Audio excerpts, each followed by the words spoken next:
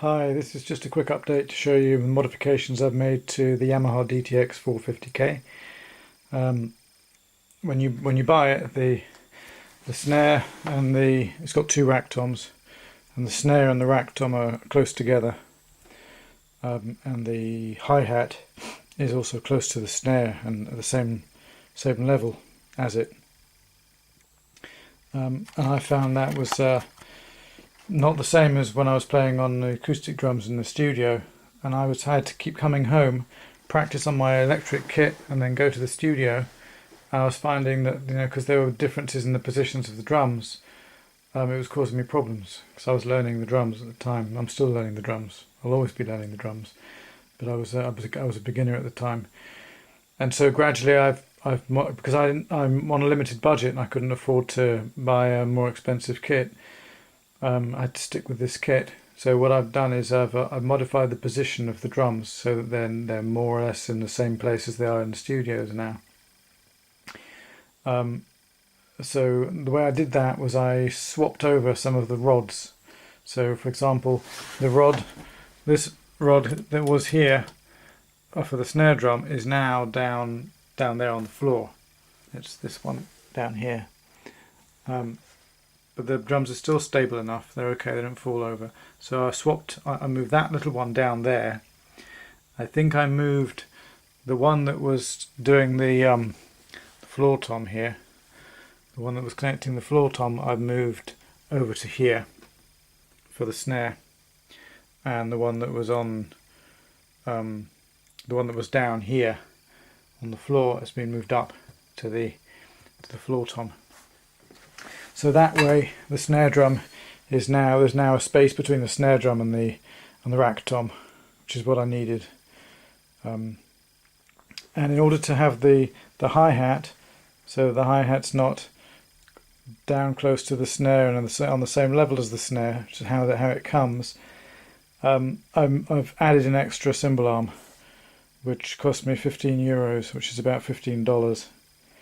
It's just a cymbal arm, a small cymbal arm. I added that. This bar here, which is now vertical, is the one that came with the kit with the hi-hat on top of it. But this vertical part was in here, was put in here horizontal, and the part that's now horizontal was up vertical. So I've just taken that out and change the position of it, so the long part is now the vertical part and the short part is now the horizontal part.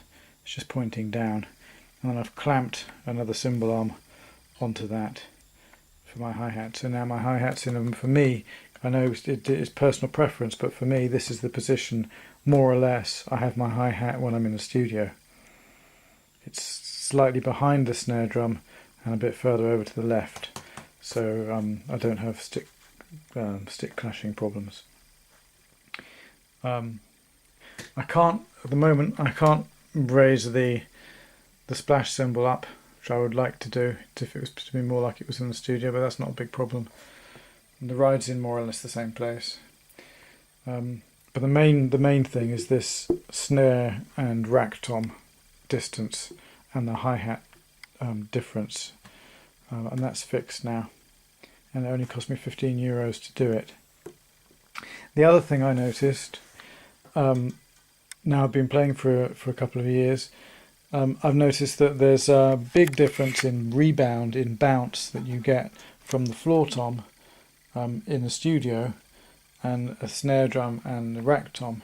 The snare drum and the rack tom have easy rebound, a lot of rebound, so you can use fingers more to get fast movements. But when you come to the floor tom, you can't use fingers because there's very little rebound on it, or different rebound on a real acoustic kit. Whereas this kit, the DTX-540K, all the rack tom and the floor tom pads are exactly the same. They have the same rebound.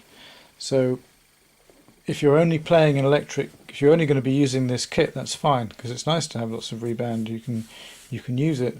But if you then move on to an acoustic kit, which is my case, then suddenly you find you can't do things on the floor tom. So what I've done is I've put a towel over it, doubled over, a double thickness towel, and that gives it more or less the same rebound as I get on the floor tom, on the kit, the acoustic kit that I play. So now when I'm doing doubles and things, I can't use my fingers. I have to start using my wrists on this, which is how it should be on the acoustic kit. It's much more realistic now.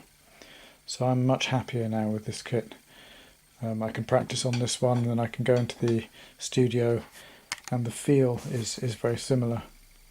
I've always been happy with the sound I get from these when I'm playing it with headphones. It sounds like a normal acoustic kit. It's great.